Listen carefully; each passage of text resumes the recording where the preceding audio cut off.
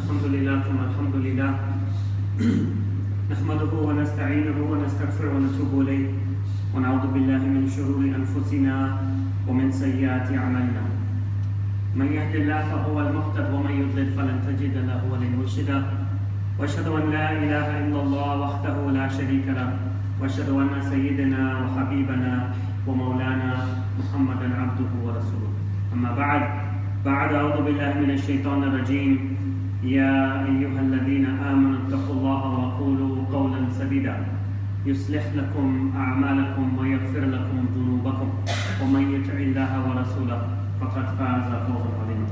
All praise is due to Allah, and after that all praise is due to Allah. We thank Him, we seek help from Him, we ask guidance in Him, and we seek forgiveness in Him from our own evils and from our own bad deeds. Anyone who has been guided by Allah, they will be guided. And anyone who has been misguided by Allah, you will never find a guardian to guide them. I bear witness. I bear witness that there is no deity worthy of worship except for Allah, the only one without partner. And I bear witness that Muhammad sallallahu alaihi wasallam is his servant and his messenger to proceed forward. Allah subhanahu wa ta'ala says in the Quran, in Surah Al-Hujurat, He begins and He says, إِنَّمَا الْمُؤْمِنُونَ الْإِخْوَةِ فَأَصْلِحُوا بَيْنَ أَخَوَيْكُمْ فَاتَّقُوا اللَّهَ لَعَلَّكُمْ تُرْحَمُونَ. He says, surely the believers are but brothers. So set things aright between your two brothers and beware of Allah. Perhaps you will attain mercy. So, last week I've been traveling for a couple of weeks, and part of this travel that I was doing, part of it was business, part of it was personal. But in my personal part of the travel, I was traveling with a couple of old friends of mine. And so I thought, what better way to kind of, as I was traveling with them, we were doing things together and those type of things. There was a lot of brotherhood that was there, so I thought it would be appropriate for me to reflect upon this idea of brotherhood.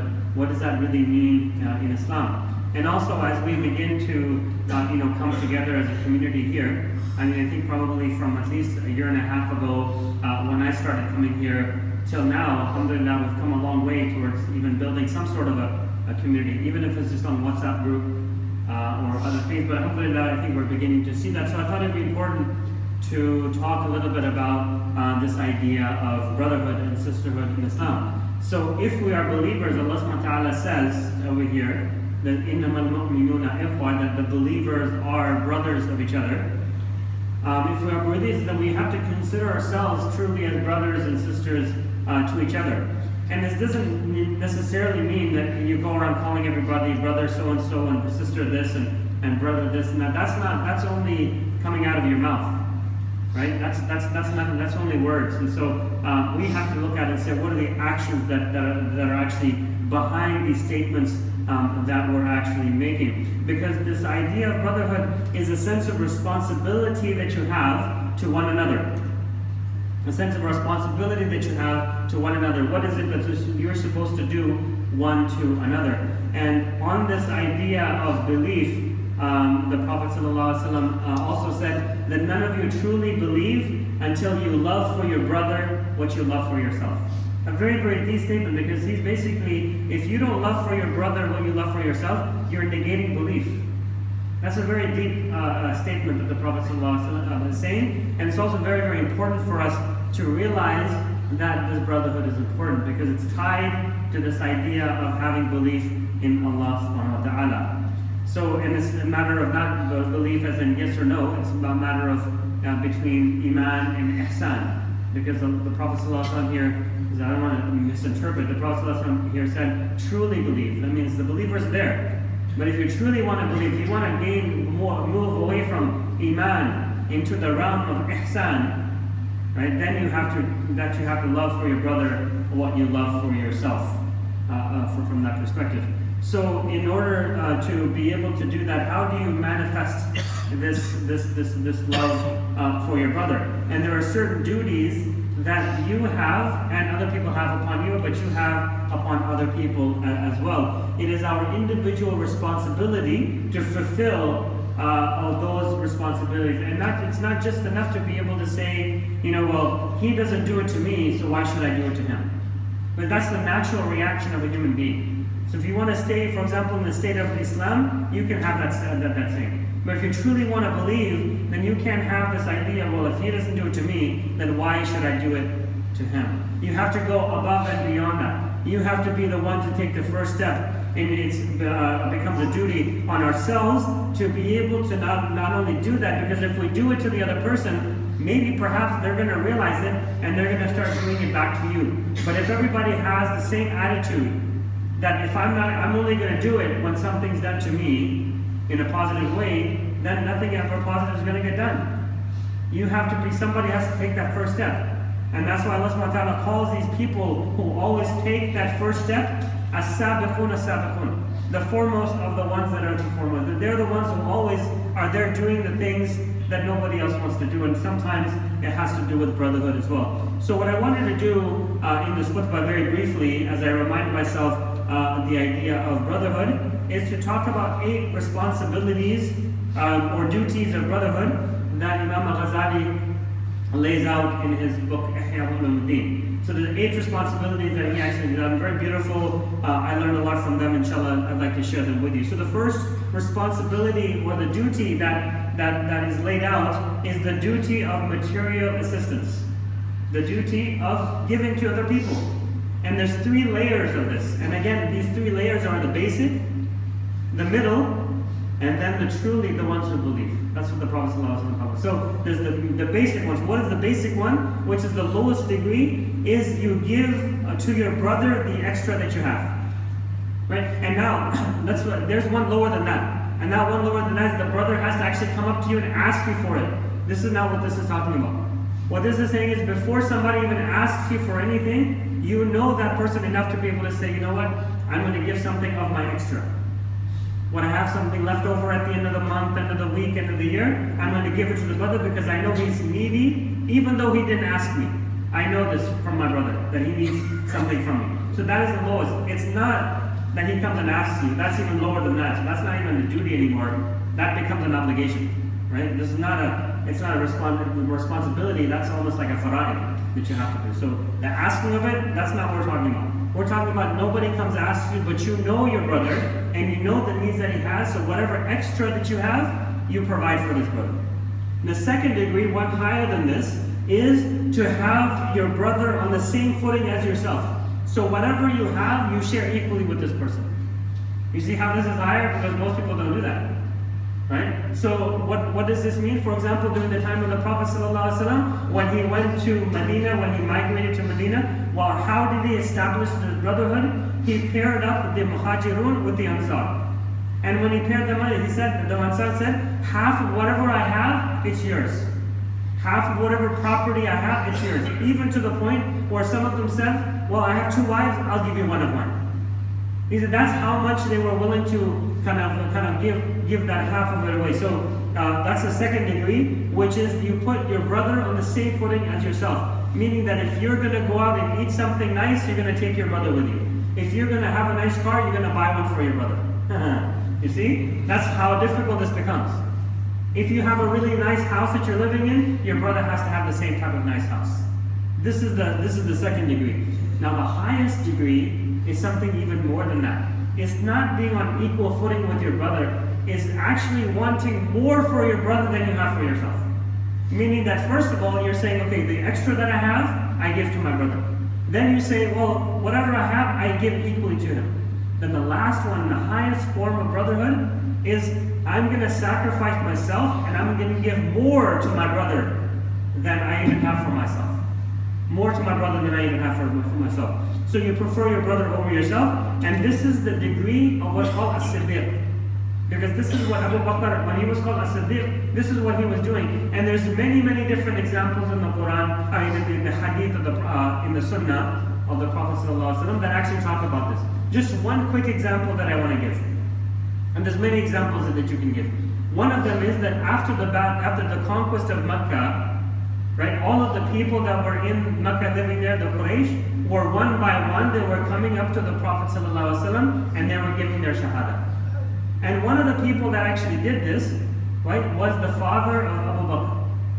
And so the father of Abu Bakr went to his house, he got his father, brought him to the Prophet ﷺ, and in front of the Prophet ﷺ, he gave his shahada. And when he gave his shahada, the Abu Bakr began to cry. He began to cry. And when the Prophet asked him, this is a happy occasion, Ya Abu Bakr, why are you crying? He said, oh, I wish that the feelings that I have right now in my heart, you could have, and I could replace my father with your uncle. I could replace my father with your uncle. Now what is the Abu Bakr talking about? He's talking about the fact that Abu Talib, who was one of the most beloved to the Prophet ﷺ, never accepted Islam. And so that feeling that the Prophet ﷺ would have had if Abu Talib would have accepted Islam, what Abu Bakr is saying is, I don't want these feelings. I'd rather you have these feelings than me have them. Right?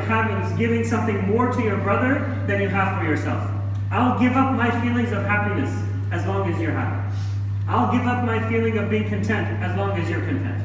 This is what Abu Bakr is talking about, and this is the nature of the friendship of the Prophet ﷺ with Abu Bakr, this idea of Siddiq. This is the highest level that we can actually attain. And in another example of the Prophet ﷺ, we have in a story where they entered, the Prophet was traveling with somebody, they entered into a place that had trees, and they found two toothpicks, small little toothpicks. One was crooked and one was straight.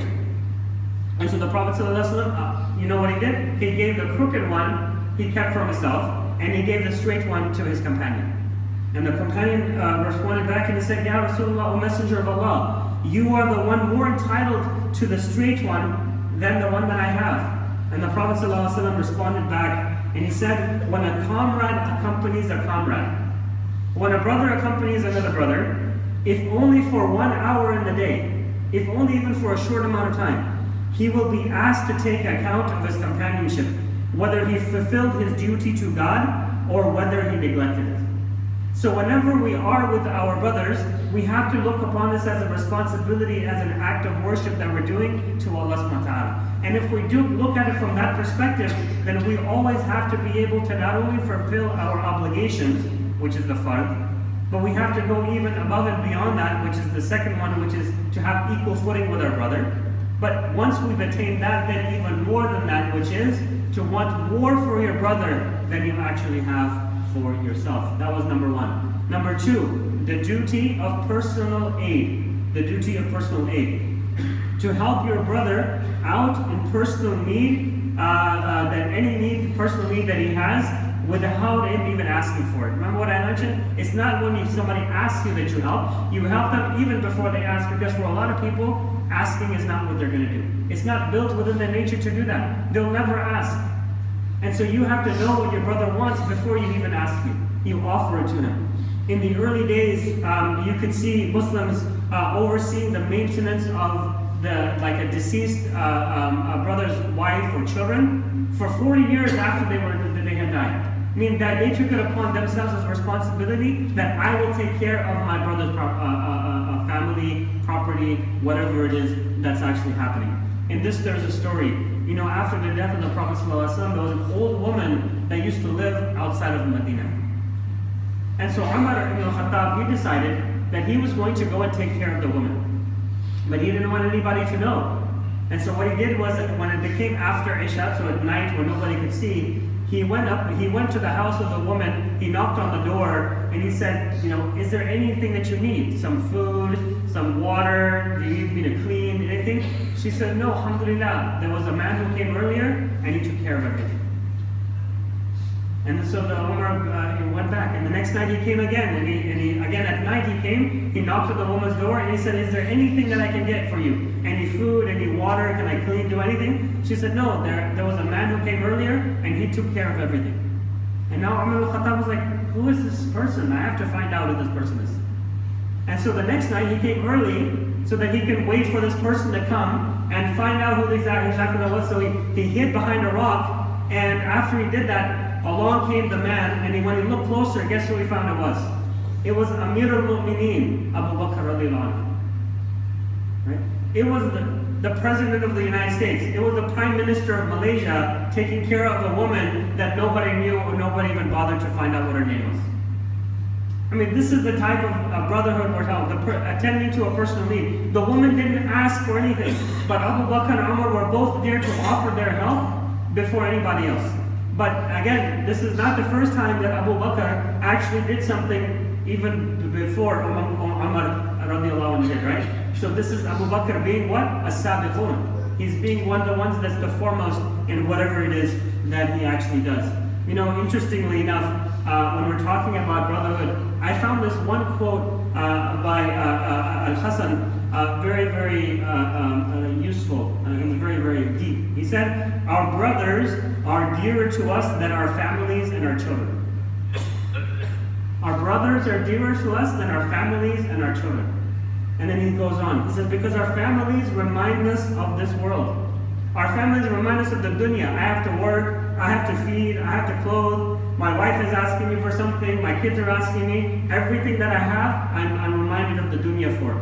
But while my brothers remind me of the akhirah. And this is the idea of brotherhood. This personal aid that you're providing is not only for this life, but it's also for the next. Your brother is the one that's going to encourage you to maybe do your sunnah prayers, to come to the masjid for tahajjud, to give in good deeds, do all of these things. Whereas yes, the family does that also, but more often than not, what are they doing? Baba, I need this. Baba, I need that. Baba, I need money for my food. Baba, I need money for this. This is what your family does. But when was the last time your true friend came up to you and said, hey, I need some money. Can you buy me dinner today because I have nothing? If you do, then there's something else that you have to worry about, which is you're supposed to be knowing that before you even ask. But generally, that is the idea that we have. Number 3 is holding one's tongue when it comes to your brother. Holding one's tongue when it comes to your brother. And sometimes it's silence, and sometimes it's speaking out. And you have to know the difference between the two. Sometimes holding your tongue means that you're quiet about a certain matter. Other times holding your tongue means you're speaking out either for or against whatever it is that you're doing. And both of them have to do with the duty of brotherhood, holding one's tongue. What does this mean? The silence one means that you're not mentioning the faults of somebody else. You're not mentioning the faults of your brother. You keep silent his secrets, and then he confides in you. Whatever it is that he tells you that's supposed to stay with you, you don't tell anybody, including your wife, exactly what that brother told you. Because that is the idea of keeping that bond of secrecy. You avoid suspicion, and you're not argumentative. Right? Avoiding suspicion is even more than that. That whatever somebody does, when they come up to you and they tell you about your brother, right? You avoid that. You say, no, I'm not going to listen to you. This is suspicion. I'm not going to listen, because you know your bond that you have with your brother in Islam. So you don't mention his faults, you keep his secrets, you avoid suspicion, and you're not argumentative about it. This is the silence aspect of it. The second aspect of it, of this is that one, Ibn Mubarak, he said, the believer tries to find excuses for others, while a hypocrite looks out for other people's mistakes.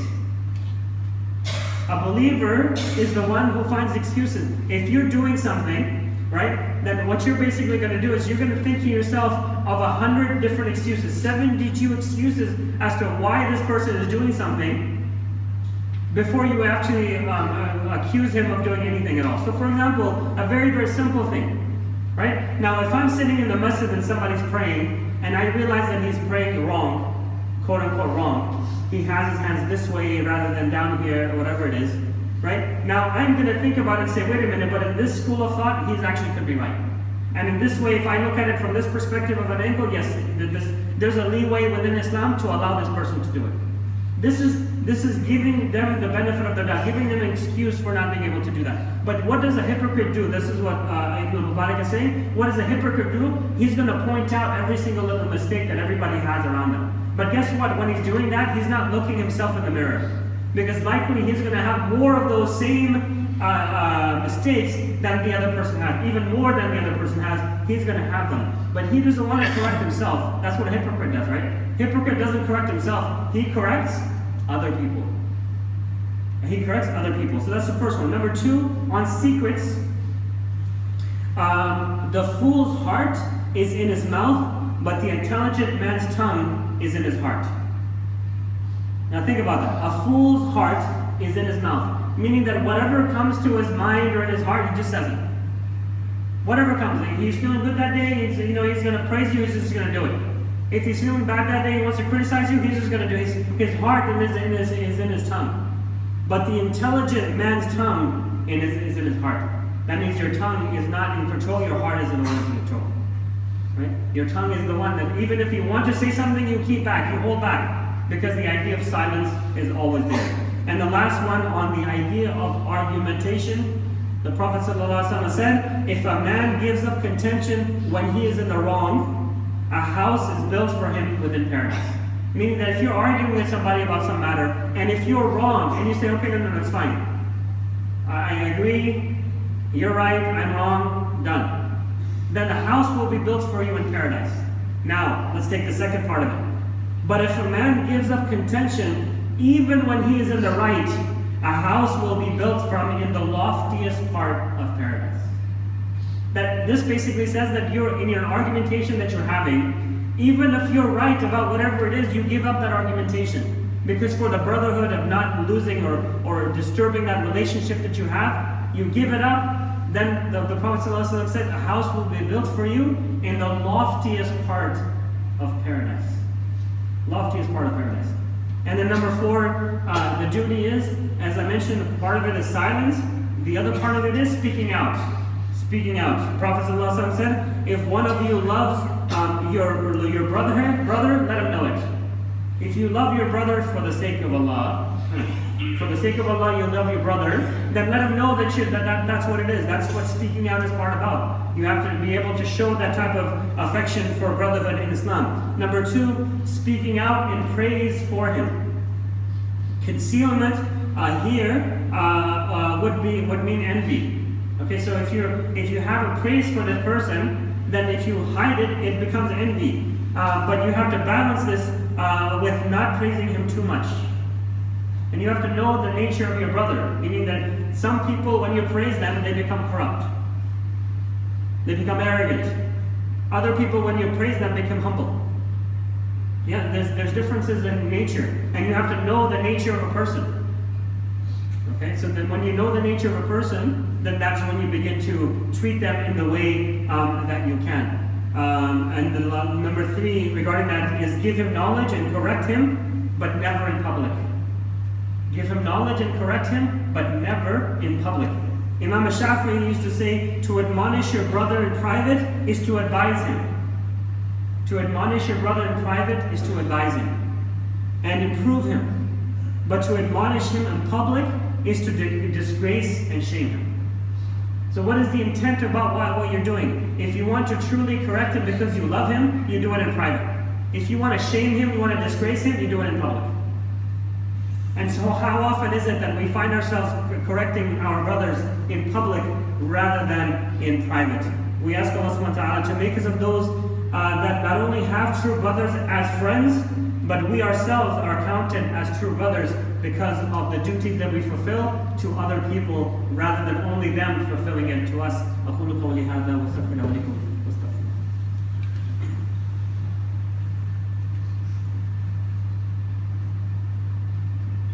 الحمد لله رب العالمين الصلاة والسلام على أشرف الأنبياء والمرسلين محمد صلى الله عليه وسلم.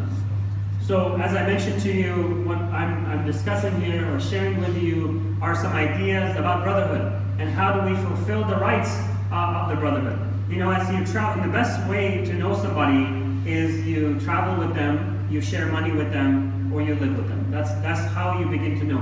And so traveling really truly gets out the nature of somebody. And so when you want to really establish brotherhood with people, you travel with them. Because that really you're going to find out exactly what they do. Alhamdulillah, as I was having my beautiful experience with my brothers as I was traveling in the past couple of weeks, I just wanted to share some of the highlights of what it took to be able to have this kind of feeling that was there. So the first 4 that I mentioned, one of them is material aid, the second one is personal assistance, the third one is holding one's tongue, and the other one is speaking out and knowing when to do that and how to do it. Number 5 is the duty of forgiveness and of mistakes and failures. This is the 5th one. That means basically number 1 of that is that Abu Darda, he actually followed the opinion that if your brother alters and changed his way, the way he was behaving, do not desert him on that account. Right? For your brother will sometimes be crooked and sometimes be straight, but only if he is erring his ways, do not lead you down that same road. So for example, if you have a very good friendship, a brotherhood with somebody, and they begin to do some things that are not appropriate, you stick with that person. You say, I'm going to make sure, it's my responsibility to make sure I pull him towards the right way rather than let him go down that wrong way. Unless he is actually leading you down that same way. Then you have to break off those ties, because then it's worse. But if that person is going one way or another, and you forgive him for whatever it is that he does, because likely you are just as prone to make the same mistakes. And what you would want from your brother is to be able to stay with you as well. Because you don't know what that person is going through. It could be some depression, could be some family issues, whatever it is it's going through. If you're there for him and you stick with him, it's going to help both of you along the way. Unless, as I mentioned, as Abu Darda said, if that same action is going to lead you down that same path, then you leave that brother alone, because your own nafs is much more important. On the day of judgment, your brother will not be the one who's going to be sharing your deeds with you. It's going to be yourself. And so be careful of that as well.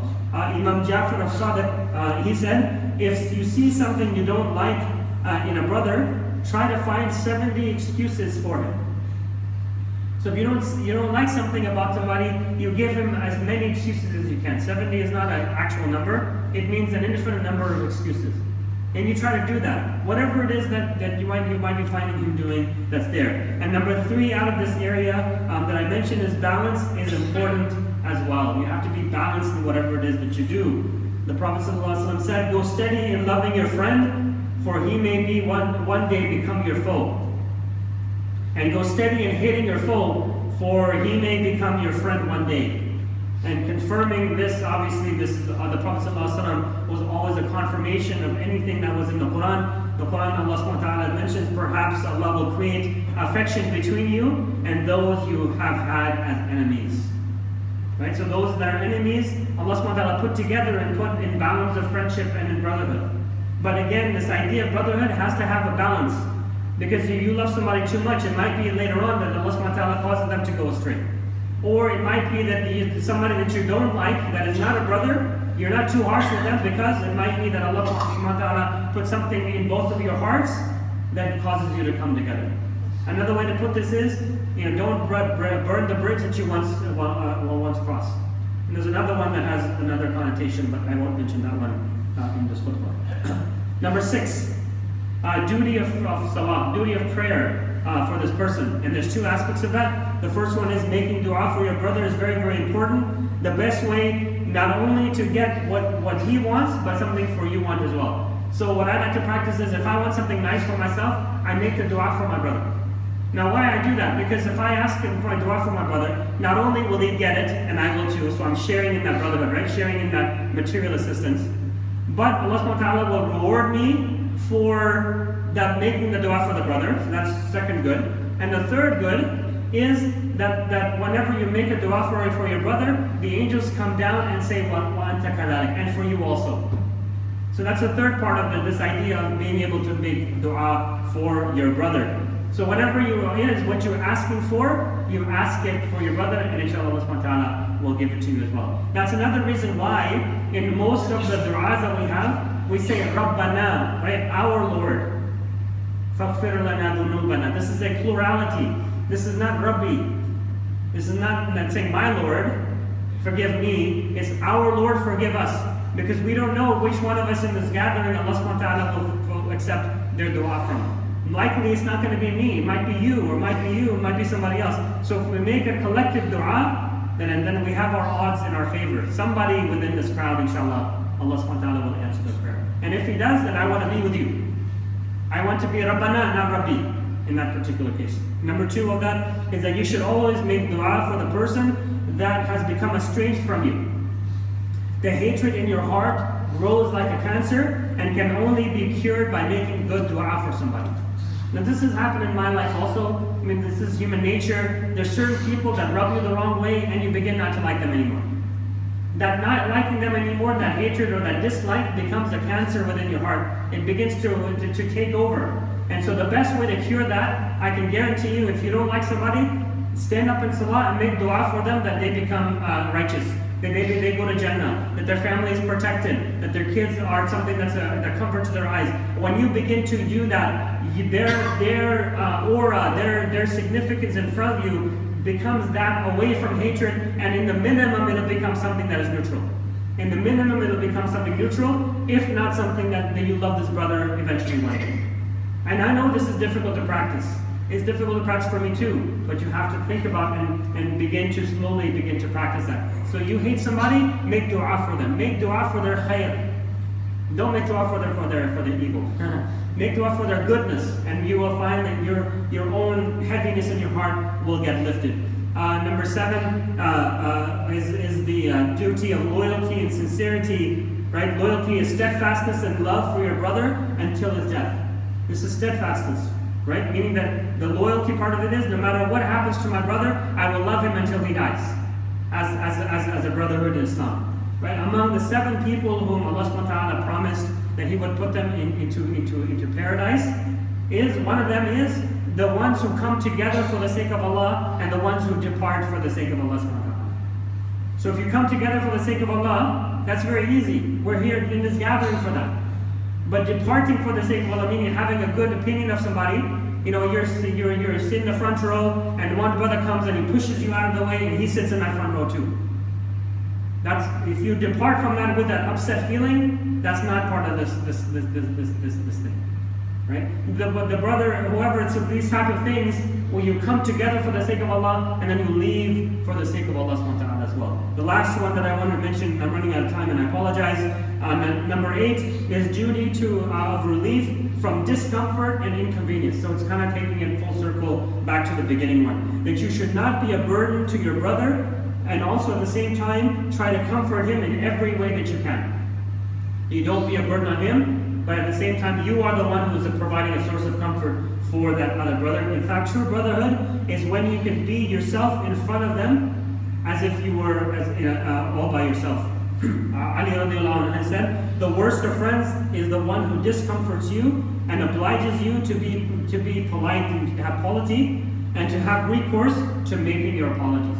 Meaning that if you have to be all very nice and and all of these things to your brother, and you always have to apologize for whatever mistake that you made, this is not your true brother. A true brother knows that you're going to fault, you're going to err, you're going to do mistakes, but you were there forgiving him so that the friendship continues without anything else there. If you have to be polite, if you have to be formal, if you have to be something that you're always asking for forgiveness, this is not brotherhood. This is a daraja, this is a difference in degrees between you and this person, which is not something that is encouraged. You have to be something you can relax in front of the brother that you're with. And he knows your faults, you know he's trying he knows that you're trying to fix them, but they're there. Just like he knows your faults and you're trying to fix your faults. It's the same way that you're very comfortable with your brother that is actually there. And finally, you should use all of your faculties that you have to be in service of your brother. All of the faculties that you have in service of your brother. And as I mentioned, these things are not easy. Right? These things are not easy, but inshallah, as we begin to practice them slowly one by one, then inshallah we will attain true brotherhood, that Allah subhanahu wa ta'ala will be pleased with us and we will be pleased with Him. ربنا آتنا في الدنيا حسنة وفي الآخرة حسنة وقنا عذاب النار. ربنا لا تؤاخذنا إن نسينا أو أخطأنا. ربنا ولا تحمل علينا إصرا كما حملته على الذين من قبلنا. ربنا ولا تحملنا ما لا طاقة لنا به واعف عنا واغفر لنا وارحمنا.